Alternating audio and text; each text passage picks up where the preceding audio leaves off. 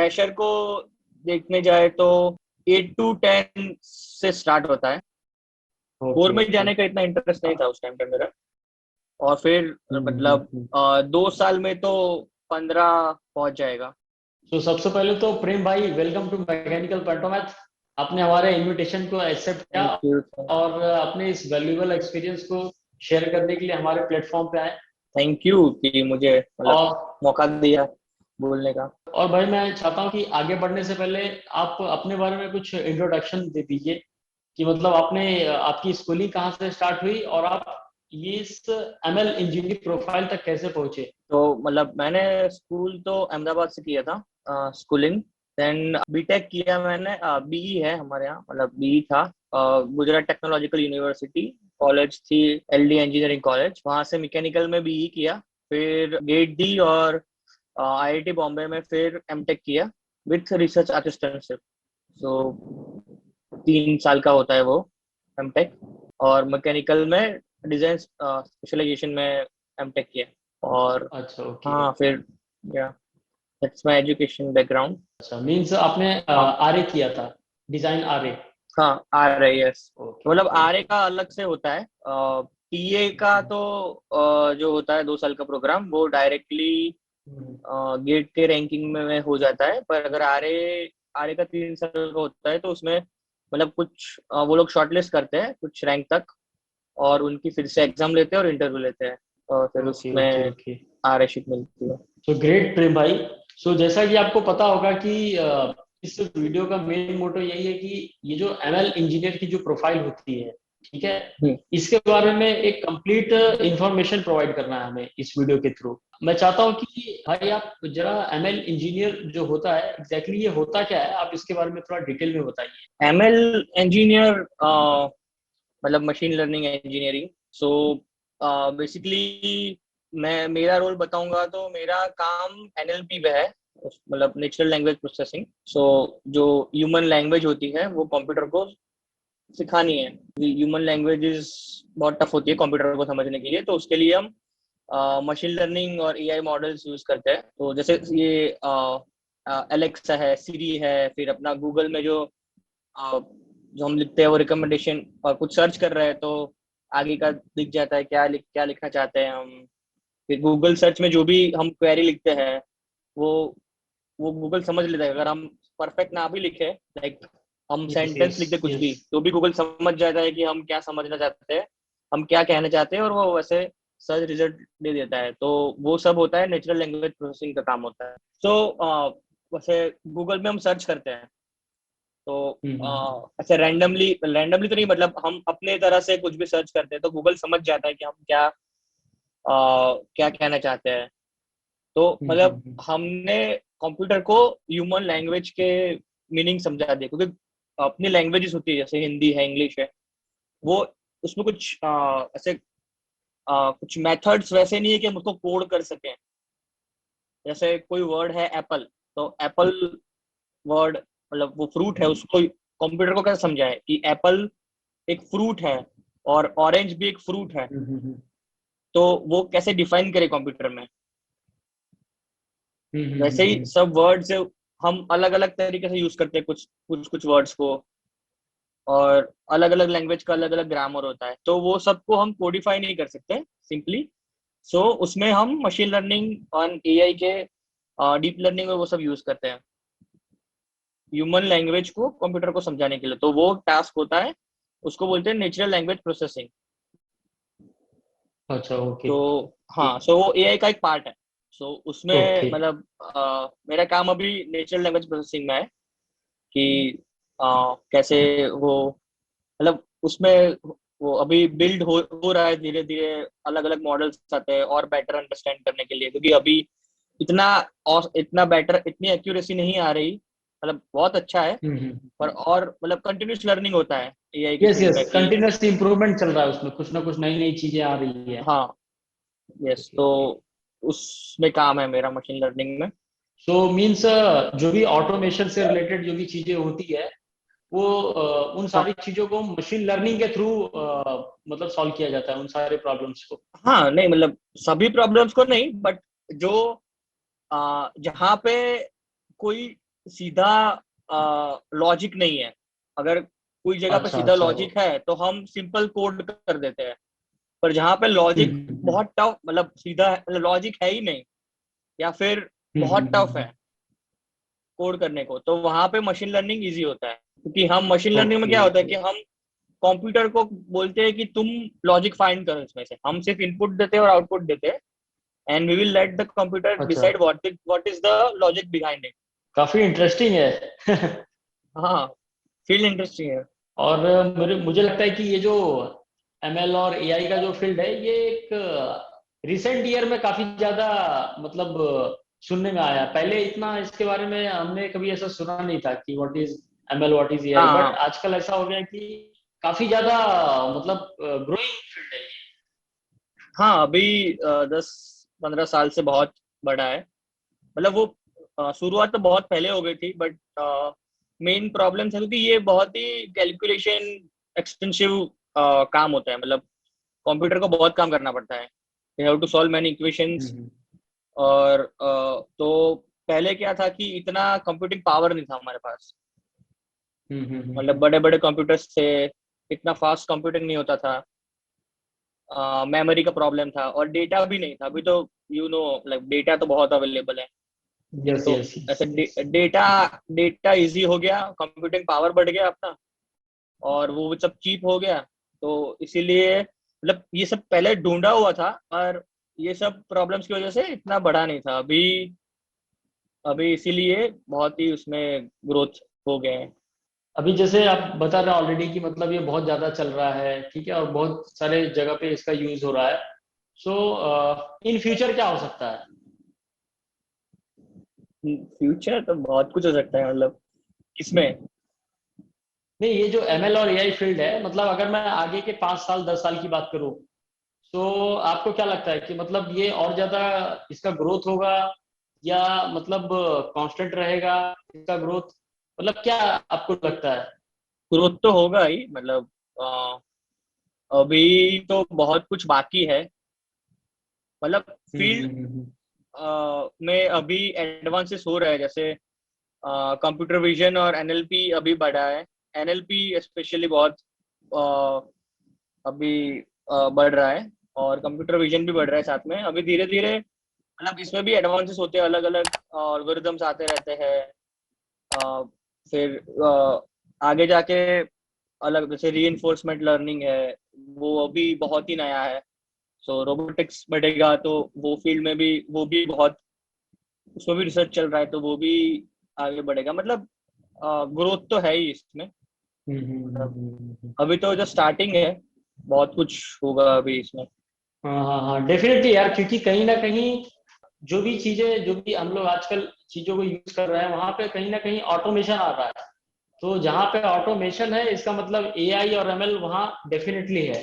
हाँ अब भाई मैं ये जानना चाहता हूँ कि सपोज कोई पर्सन ये एमएल और एआई के स्किल एक्वायर करता है, so what are the different profiles available in industry? So एक तो डेटा साइंस होता है इसमें, फिर मशीन लर्निंग होता है, फिर जैसे मैंने बोला एनएलपी इंजीनियर्स होते हैं, कंप्यूटर विजन इंजीनियर्स होते हैं। सो ये सब फील्ड्स है अलग अलग।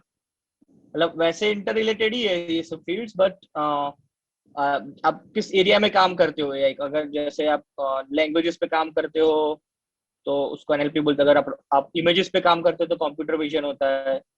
फिर डेटा एनालिटिक्स का भी पार्ट, डेटा एनालिटिक्स में भी अभी एमएल का यूज होता है धीरे धीरे। फिर डेटा साइंस है ही, फिर टाइम सीरीज एनालिसिस होता है। सो ये सब फील्ड्स है जिसमें आगे बढ़ सकते हैं ये करने के बाद। मीन्स काफी प्रोफाइल है। हाँ, काफी प्रोफाइल है। और अभी वो सब बिजनेस साइड पे भी इसका बहुत बढ़ रहा है। मतलब बहुत कुछ डिसीजंस उसके बेसिस पे लेते हैं। अ, मतलब अगर सब कंपनीज, जैसे नॉन टेक्निकल कंपनीज भी होती है, तो उसमें प्रोफाइल्स होते हैं हम्म डेटा एनालिटिक्स के। तो वो लोग अपने मैनेजमेंट डिसीजंस या बिजनेस डिसीजंस पास डेटा पे ऐसे, उसमें बहुत मतलब डीप लर्निंग और वो सब एआई यूज नहीं करते, मशीन हम्म लर्निंग के सिंपल एल्गोरिदम्स लगा के वो लोग हम्म प्रेडिक्ट करते हैं कि फोरकास्ट करते हैं कि क्या हो सकता है फ्यूचर अच्छा में, अच्छा, ओके। तो वैसे डिसीजंस लेते हैं। सो अभी वो सब में इसका बढ़ रहा है। तो फील्ड्स तो है बहुत कुछ, मतलब बेसिक आ जाए तो फिर there are many ways we can go. सही बात है। क्योंकि कहीं ना कहीं अब देखा जाए तो डेटा पे बहुत ज्यादा काम चल रहा है। लगभग सभी कंपनियां कहीं ना कहीं डेटा स्टोरेज में लगी है, क्योंकि उनको ऐसा लगता है कि डेटा से ही हम लोग एक बिजनेस क्रिएट कर सकते हैं, कहीं ना कहीं अपने या कंपनी की ग्रोथ कर सकते हैं। तो कहीं ना कहीं जहाँ पे डेटा है वहां पे एमएल, एआई और डेटा साइंटिस्ट की कहीं ना कहीं नीड तो या है इनकी, है कि नहीं? हाँ, मतलब डेटा माइनिंग भी होता है, वो भी एक काम होता है। लोग कर मतलब डेटा माइनिंग सिर्फ डेटा इकट्ठा करना होता है, तो वो भी इसका ही पार्ट समझ सकते हैं हम। जैसे आपको इस फील्ड में कितना साल हुआ है अभी? अभी तो मतलब ऐसे बोले तो 1 डेढ़ साल ही हुआ है। मतलब मैं भी हम्म। बहुत नया ही हूँ, मुझे भी इतना पता नहीं है। हम्म। स्टिल देख रहा हूँ मैं क्या हो रहा है यहाँ पे। तो मुझे 1.5 साल हो गए यहाँ पे। अच्छा, ओके। आपने स्पेशलाइजेशन किया था एमटेक इन डिजाइन। सो आप मतलब इस डेटा साइंस की फील्ड की तरफ आप कैसे अट्रैक्ट हुए? हाँ, मतलब तो फाइनल ईयर्स में मैंने कोर्सेज किए थे डेटा माइनिंग पे और मशीन लर्निंग पे। मुझे पता था उस टाइम पे वो अभी चल रहा है एआई का। तो वो कोर्सेज किए थे, फिर मेरी लैब में भी ऐसे छोटे छोटे प्रोजेक्ट्स किए थे। तो आइडिया था अच्छा। क्या होता है। और हाँ, फिर मौका मिल गया प्लेसमेंट में, तो फिर ले लिया। मतलब इतना ओके मतलब ओके। बात पहले से इंटरेस्ट ऐसा नहीं था। मतलब लास्ट हम्म। लास्ट सेमेस्टर में बोला, वैसे कोर्सेज किए और फिर लगा कि इंटरेस्टिंग है, तो फिर चले गए उसमें। कोर ओके में ओके। जाने का इतना इंटरेस्ट नहीं था उस टाइम पे मेरा। अब भाई अगर आप बताना चाहें तो आपकी प्रोफाइल, आपकी वर्क और आप किस कंपनी में है और वहाँ पे क्या सीटीसी है, अगर आप बताना चाहें तो। मैं कंपनी का किसी का नाम तो नहीं ले रहा हूँ, बट मैंने जैसे बोला कि अभी मेरा काम एनएलपी पे है।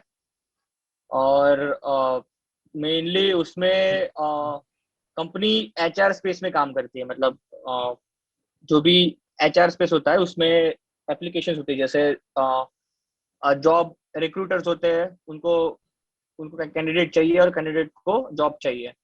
रेज्यूमे पार्सिंग का काम करते हैं।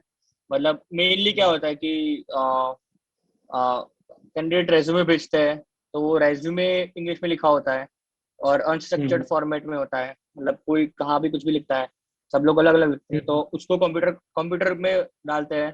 कंप्यूटर वो समझता है एनएलपी थ्रू। हम्म। फिर दूसरी तरफ रिक्रूटर के साइड से जॉब का वो होता है, मतलब जॉब पोस्टिंग होती है, वो भी अच्छा अच्छा। वो भी अनस्ट्रक्चर्ड होता है। तो वो समझते हैं। हम्म फिर मतलब बहुत सारे रेज्यूमे होते हैं, बहुत सारे जॉब्स होती है, तो उनको कनेक्ट करते हैं।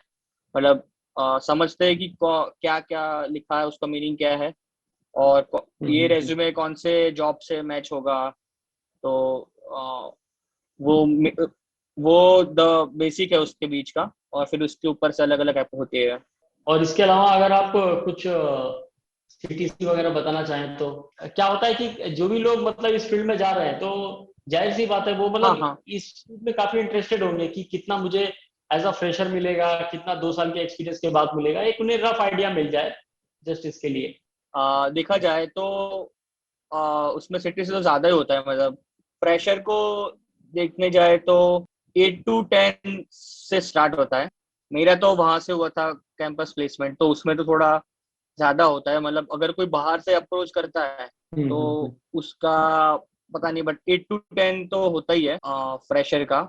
और फिर मतलब हम्म। 2 साल में तो 15 पहुंच जाएगा। मतलब काफी आप दो इम्प्रेसिव है साल यार, ग्रेट। काफी अच्छा दो है साल मतलब। हाँ, मतलब मैं अभी मुझे मेरा कैंपस से वो था, इसलिए मुझे पता नहीं कि अगर डायरेक्ट कैंपस में वो ज्यादा देते हैं यूजुअली। हम्म कैंपस प्लेसमेंट में ज्यादा होता है। तो अभी कोई बाहर से अप्रोच करता है और मतलब डायरेक्टली वो लेता है, तो वो फ्रेशर का थोड़ा कम हो सकता है इससे। पर इसमें हम्म। ग्रोथ बहुत ज्यादा है। अगर आप 4-5 साल काम कर ले और तो फिर बहुत अच्छा है। मतलब 15 तो हो ही जाएगा। ओके ओके, मतलब मिनिमम समझ लो अगर 4-5 साल का एक्सपीरियंस हो जाए बंदे को हाँ, चार तो पाँच साल मिनिमम में अगर 15 तो मिल ही जाएगा उसको। 15 मिल ही जाएगा। मतलब आपको काम करना है मशीन लर्निंग में और या फिर डेटा साइंस में, तो 4-5 साल में 15 तो हो जाता है। क्योंकि एक पर्सन था वो डेटा, आई थिंक वो डेटा साइंटिस्ट है, और उसने मुझे बताया था कि उसका कोई फ्रेंड था जिसको 2 साल का एक्सपीरियंस था, और 2 साल के एक्सपीरियंस पे उसको 20+ का पैकेज मिला। ओके, हाँ सो ये उसने हाँ मुझे बताया था। हाँ, मतलब मैं तो ये मतलब एक्सेप्शनल लोग होते हैं, मतलब इस पे बस आप पे ही है, क्योंकि इसमें ऐसा कोई है नहीं कि आप डेटा साइंस का डिग्री लेते हो। इसमें सब नॉलेज इंटरनेट पे है और आपको इंटरव्यू क्रैक करना है। सो अगर खुद से कर सकते हो 2 साल में ऐसे इंटरव्यूज, तो हो जाता है। मतलब 20 भी कर सकते हो। मतलब मैंने तो मिनिमम बोला कि 15 तक तो आ जाओगे 4-5 साल में इजीली। क्योंकि जैसे आपको पता है, अगर हम लोग कोर मैकेनिकल फील्ड की बात करें, ठीक है, तो इसमें अगर पर्सन काम करता है तो अगर उसके पास 5 साल का एक्सपीरियंस है, तो 5 साल के एक्सपीरियंस पे for the BTech degree, for B BTech degree, मुझे नहीं लगता कि उसको 10 भी मिलेगा कि नहीं, इसकी भी कुछ गारंटी नहीं है, इवन फाइव नहीं ईयर का मिलता 10। एक्सपीरियंस पे। हाँ, तो 5 साल अगर बाद मिलेगा 10।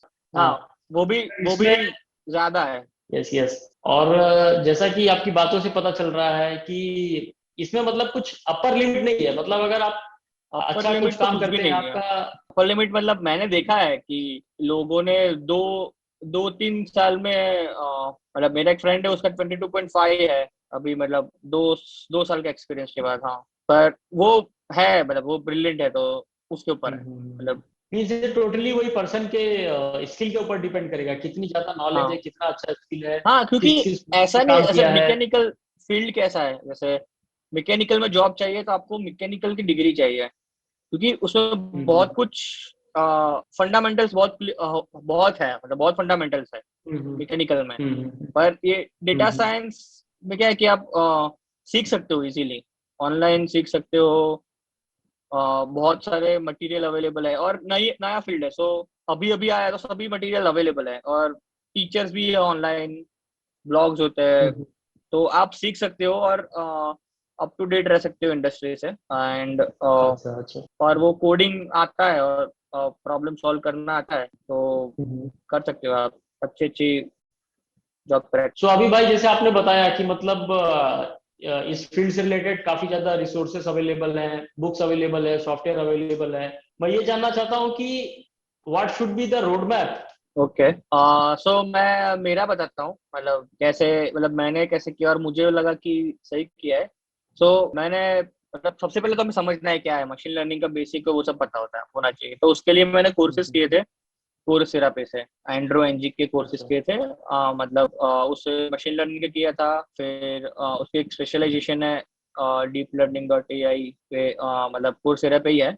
उस पे एनएलपी सीखा, कंप्यूटर विजन किया, फिर मतलब बहुत सारे कोर्सेज किए। तो मतलब मुझे बेसिक समझ गया और उसमें प्रोजेक्ट्स भी होते हैं, तो हैंड्स ऑन भी हो जाता है। और तो उससे मुझे इतना नॉलेज आएगा कि मैं ऐसे कहीं से भी प्रॉब्लम लेके उसको सॉल्व कर सकूं। मतलब एफिशिएंटली ना करूं, पर मुझे समझ जाता है कि कैसे लोगों ने सॉल्व किया है और कैसे कर सकता हूँ मैं। तो वो केगल एक वेबसाइट है, उस पे ये डेटा साइंस पे ही है, तो उसमें सब कंपनीज प्रॉब्लम्स डालती है और हमारे जैसे लोग जो एंथू होते हैं इसमें, वो लोग सॉल्व करते हैं और वो लोग सॉल्व करने के बाद अपना कोड उस पे ओपन सोर्स कर देते हैं, तो हम देख सकते हैं कि कैसे किया है उन्होंने और कैसे वो जीते, और अगर जीतते हैं तो प्राइज मनी भी मिलता है। तो वो सब किया, मतलब उस पे ऐसे उस पे से, मतलब ये सब कोर्सेज करने के बाद कोर्सेज पे मुझे समझ गया कि क्या क्या होता है एआई में, मशीन लर्निंग में सब क्या क्या होता है। तो फिर केगल पे जाके मैंने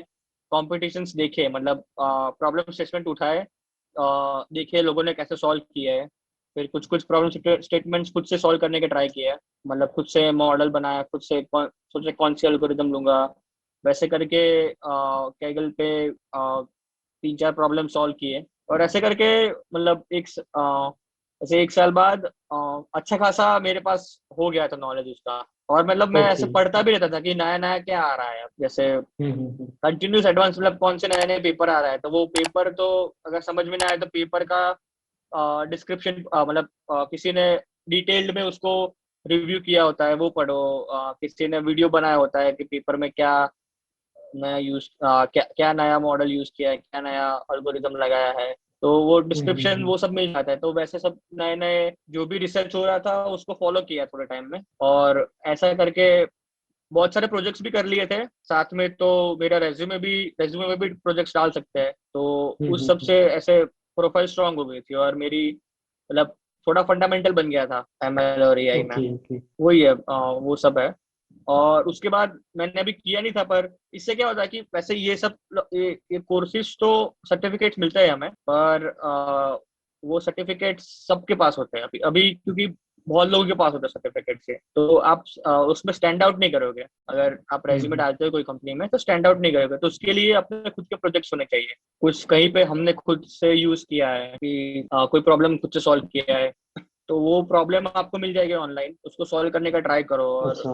तो वो प्रोजेक्ट्स करने से अच्छा होगा, तो उससे आप स्टैंड आउट करेंगे। और फिर अगर इंटरव्यू आ गया तो फिर वो क्रैक करो पढ़ के, वो लोग पूछते हैं। और वो तो तो ओवरऑल भाई मुझे आपकी बात से यही पता चल रहा है कि मेन इंपॉर्टेंट है एप्लीकेशन प्रोजेक्ट्स।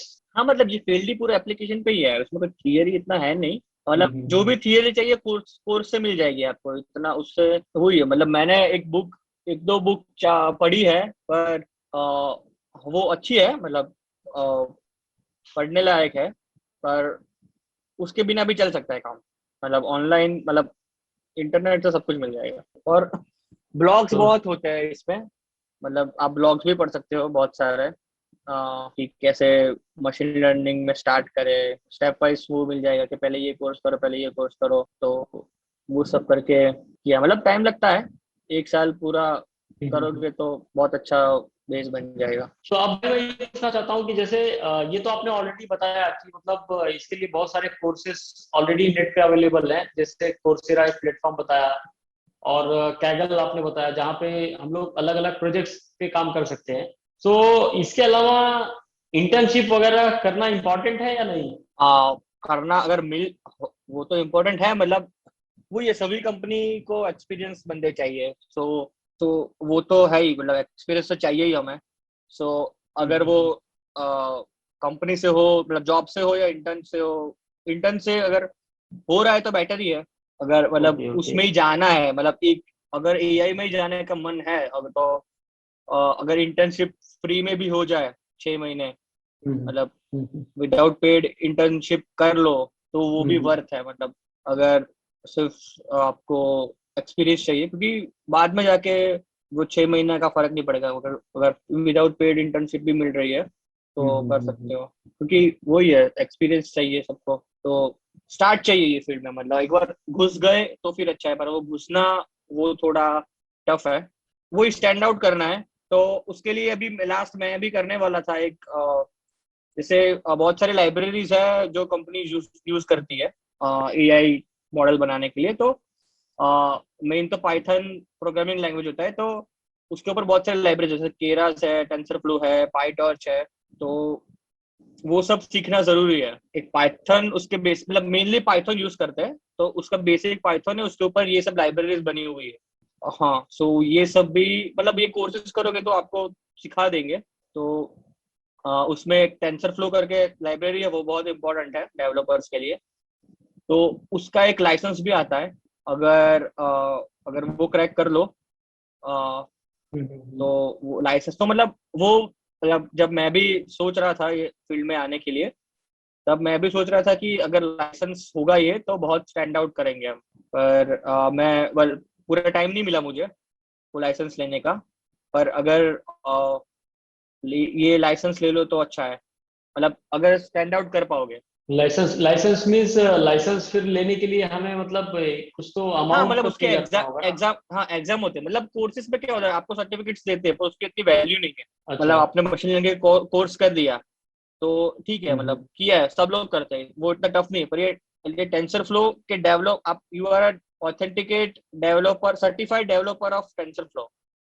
मतलब अच्छा। वो I think TensorFlow is of Google, sure नहीं हूँ। तो गूगल वालों ने, गूगल ने ही बनाई है ये। हाँ, सो ये गूगल का ही है। जैसे अलग अलग अच्छा। मतलब बड़ी बड़ी कंपनीज की अलग अलग लाइब्रेरीज है। तो ये हम्म। टेंसरफ्लो अभी बहुत चल रही है इंडस्ट्री में। तो इसका सर्टिफिकेट मिल जाए कि आपको ये आता है, वो टफ होती है एग्जामिनेशन। उसके भी सोर्सेस है कि कहाँ से पढ़ सकते हो, कहाँ से प्रैक्टिस कर सकते हो। तो ये मैं करना चाहता था पर मुझे टाइम नहीं मिला, तो मैं कर नहीं पाया, बट फ्यूचर में आई थिंक मैं करूंगा। तो ये एक सर्टिफिकेट है कि आपको स्टैंड आउट चीज है ये, मतलब आप अगर रेज्यूमे में है कि you are certified TensorFlow developer, और तो वो मतलब फिर बोलने की जरूरत नहीं है, मतलब वो एग्जाम क्रैक किया है आपने, हम्म। तो मतलब यू नो हम्म। इनफ कि आपने आप जाके डेवलप कर सकते हो कोई भी कंपनी में काम। तो वो वो भी कर सकते हैं, पर उसके लिए पहले आपको वो कुछ 3 4 5 6 कोर्सेज करने पड़ेंगे, मतलब बेसिक नॉलेज होना चाहिए। सो नेक्स्ट हम लोग इस चीज पे डिस्कस करेंगे कि इस फील्ड में अपना करियर बनाने के लिए क्या मास्टर्स और पीएचडी करना इम्पोर्टेंट है? नेसेसरी नहीं है, नेसेसरी नहीं है, मतलब बीटेक करके आ, आप कर सकते हो। पर हम्म। वही बात है, मतलब बीटेक से जाना थोड़ा डिफिकल्ट होगा। अगर मास्टर्स कर लोगे उसमें तो थोड़ा इजी हो जाएगा, मतलब सेम है, अगर मास्टर 2 साल का करते हो और फिर थोड़ा इजी हो जाता है। और बीटेक से भी आप मतलब अगर मैकेनिकल बैकग्राउंड है तो थोड़ा टफ हो जाएगा डायरेक्टली। अगर कंप्यूटर साइंस है तो इजी हो जाएगा, पर मैकेनिकल है तो थोड़ा डिफिकल्ट हो जाएगा डायरेक्टली जाने के लिए। पर अगर मतलब वही है, अगर तुमने मतलब मैंने पहले ही बोला कि इसमें ऑनलाइन सीख सकते हो, और ऐसा जरूरी नहीं है कि आप कंप्यूटर साइंस बैकग्राउंड से ही हो, इसमें ऐसा नहीं है। मतलब आप सॉफ्टवेयर नहीं बनाओगे मतलब पूरा, तो आप अलग प्रॉब्लम सॉल्व कर रहे हो उसमें, डायरेक्टली सॉफ्टवेयर नहीं बना रहे हो। तो इतना मतलब जो सॉफ्टवेयर इंजीनियरिंग में जो प्रॉब्लम्स आते हैं उतने टफ प्रॉब्लम भी नहीं होते इसमें। सो मैकेनिकल इंजीनियर भी सीख सकता है, तो वो लोग कंसिडर करते हैं कि मतलब इतना ऐसा नहीं है। मतलब मैंने बहुत देखो, मैं ही जैसे मैकेनिकल इंजीनियर हूँ, वैसे बहुत सारे मैकेनिकल इंजीनियर्स ये फील्ड में है। पर डिफिकल्ट होगा, मतलब ये पूरा ये सब कोर्सेज करने पड़ेंगे, और मतलब खुद में मतलब प्रोजेक्ट करो, और मतलब इंटरेस्ट होना चाहिए, और इंटरेस्ट होगा तो कुछ एक्सेप्शनल एक्सेप्शनल करोगे तो हो जाएगा। वही अगर मास्टर्स और ओके। पीएचडी करोगे तो बेटर ही होगा, वही है। और ओके। ओके। अगर मास्टर्स और पीएचडी एआई में करते हो, अगर गुड गुड इंस्टीट्यूट से, तो आई थिंक प्लेसमेंट ही उससे हो जाएगा। तो क्योंकि आजकल बहुत सारे आईआईटीज जो है, आईआईटीज हो गया या एनआईटीज हो गए, ये artificial intelligence and data science से रिलेटेड बहुत सारे मास्टर्स के प्रोग्राम इन्होंने इंट्रोड्यूस किए हैं। हाँ हाँ हाँ, पर वही है, मतलब अगर बहुत ही इंटरेस्ट है तभी उसमें मास्टर्स करो, वरना कोई कंप्यूटर साइंस में मास्टर्स कर लो तो मतलब फील्ड ब्रॉड हो जाएगा।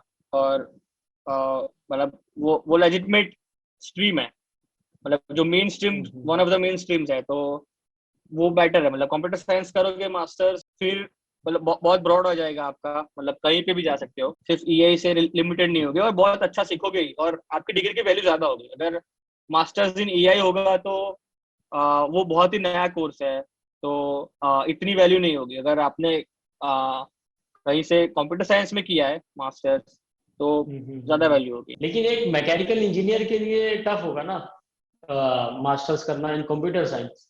हाँ, मैकेनिकल इंजीनियरिंग के लिए टफ होगा तो है, या तो एआई में कर सकते हैं। देखना पड़ेगा मतलब प्लेसमेंट है कि नहीं वहाँ पे, मतलब वो पहले चेक कर लेना कि कैसा है, क्योंकि अभी तो बहुत सारे निकल गए हैं, मतलब जहाँ देखो वहाँ पे कौन से कोर्सेज मिल रहे हैं, डेटा मतलब साइंस, देख। AI, ML. हाँ हाँ, बस करो, फायदा ही है, सीखोगे ही, ऐसा नहीं है कि आप नहीं सीखोगे। पर सिर्फ आउटपुट देख लेना कि थोड़ा रिसर्च कर लो कि क्या है, मतलब क्या प्लेसमेंट्स है, वो देख लो, फिर तो बेस्ट ही है। फ्यूचर एस्पिरेंट्स को क्या मैसेज देना चाहेंगे with respect to this field?